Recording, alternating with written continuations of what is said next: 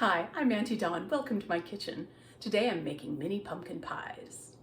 Pumpkin pie is one of the easiest pies to make because it's just the pastry and the custard.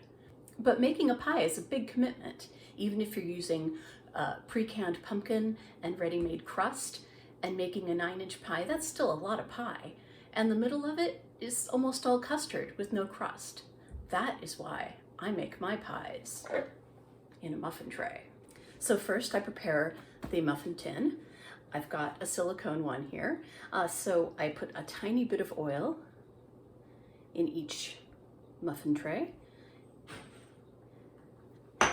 and then wipe it around the inside so that every single bit of it is covered in oil. This will help the pies release much, much better when they're done cooking. When they're all oiled, set them on a baking sheet and set them aside. So first I make my pastry. I cut up 1 cup of butter, that's 2 normal sticks, into 1-inch cubes. I like to use a steak knife because I once cut myself very badly with a butter knife while cutting butter. So first I'm cutting it in half lengthwise, and then each of those in half lengthwise. So now I've got 4 sticks of butter, and now I'm going to cut each of those into 4 again.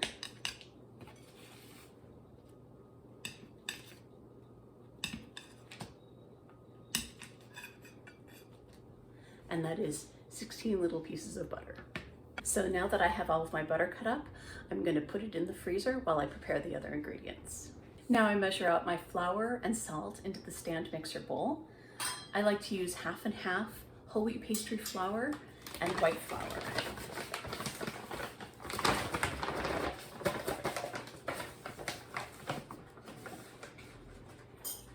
I'm using the dip and level method. So I gently dip the flour in, level it, pour it. I can stir it up with the knife first. That means I'm less likely to get those dense clumps of flour that can mean you end up putting too much flour in the recipe. I find that half and half whole wheat pastry flour and white flour gives a very workable yet tasty pastry. And so now I add salt. Since I'm using kosher salt, I'll be using a heaping teaspoon rather than a flat teaspoon,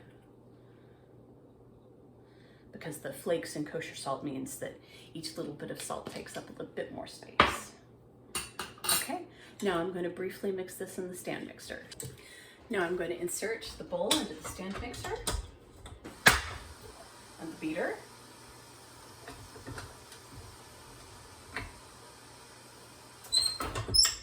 And mix briefly. Now I can add my butter.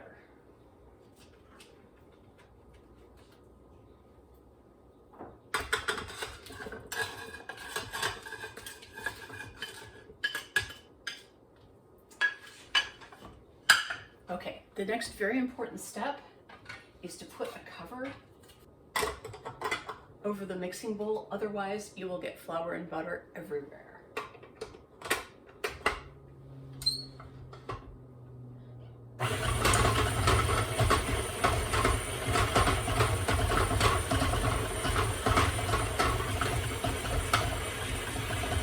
The frozen butter in particular is really hard, and it just tends to send showers of flour everywhere if you don't use the cover.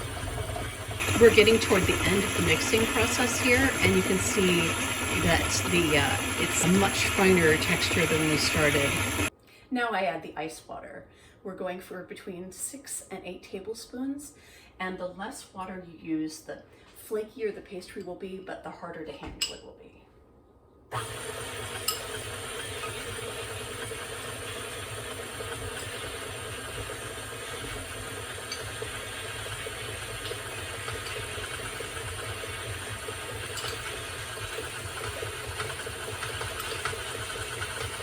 Now I've added 6, and I'm going to wait to see if it comes together yet. Nope. There's 7. See if we can get away before adding it. All right, you can see the pastry has come together in a mass like this. That's just what we want. Now I take the pastry and get all of it off the beater. All right, now I want to press it together into one mass. Just in making sure there's no bits of flour left on the bottom or anything, just to make sure this is all one mass of pastry. My next step is to measure out 12 equal pastry balls. So this is a 1.5 tablespoon measure, which you may have if you've got a coffee drinker in the household. And I'm gonna work each of them into a little flattish round. That'll be the easiest for pressing out. So we want to handle the pastry as little as possible. The heat of our hands and the action of our hands can really make the pastry tough when it comes time to eat it.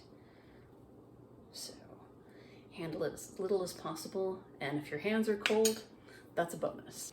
Now at this point you can roll out these little rounds into 4-inch rounds using a standard rolling pin, but I prefer to use a tortilla press. So first I lined it with a piece of grocery bag. Then you take one, place it not quite in the middle, but closer to the handle. Close it, and if you can get it all in one press, it tends to stick less. So one press, and then peel it carefully off of the plastic, and there you have it. Now I place it over one of the holes in the muffin tray so that gravity can start to do the work. Okay, so here's how it works. Put one of the pastry lumps right here closer to the handle than the middle. Close it. Press pretty hard.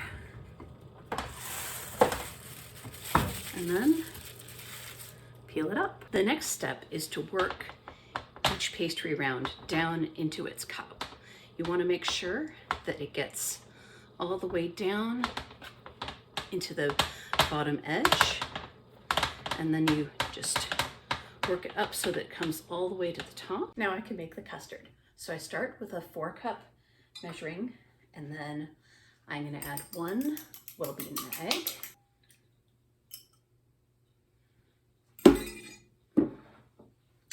1 cup of pumpkin. I roast my own, but it is much easier to use the canned stuff.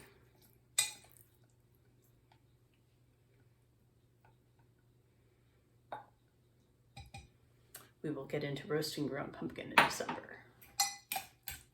So now, a 1/2 cup of sugar. I like to use raw sugar.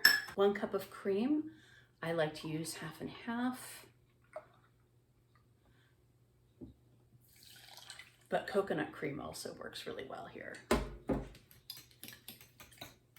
Okay, now seasonings. 1/2 teaspoon of salt.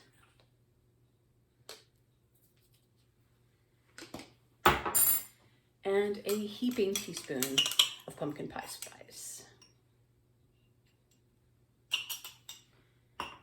Mix that all up thoroughly. As you can see, the pumpkin pie spice is really wanting to rise to the top, so I gotta beat and beat to get that in. And it's a good idea to scrape your mixer and the edges of the bowl clean. The heavier the sugar you use, the more likely it is to fall to the bottom, like my raw sugar definitely is right now. So I've got to mix a bunch to get that all incorporated in. All right, now we can place the custard into our prepared pastry. So using a large spoon, carefully fill each cup. Really try not to drip any on the top of the crust. We want to leave that bare. And fill each cup to about a 1/2 inch of the top because it will tend to rise a little bit as it bakes. All right, now that they're all filled and the oven is preheated to 400 degrees F, it's time to put them in. Now it's really easy to slosh and spill at this point. So make sure your floor is clear and nobody's going to disturb you in this critical juncture.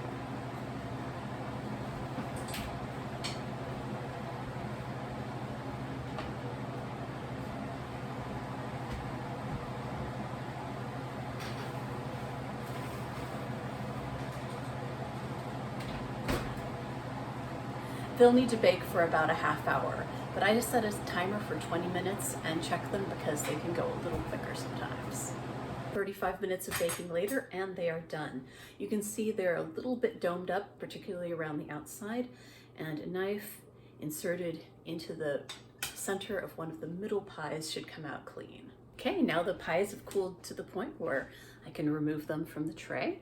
So first I take a little silicone spatula and run it around the outside. If they start to just rotate on their own, you might just be able to flip it out, just like that. As you can see, they shrunk up just a little bit, so they're now 3-bite wonders.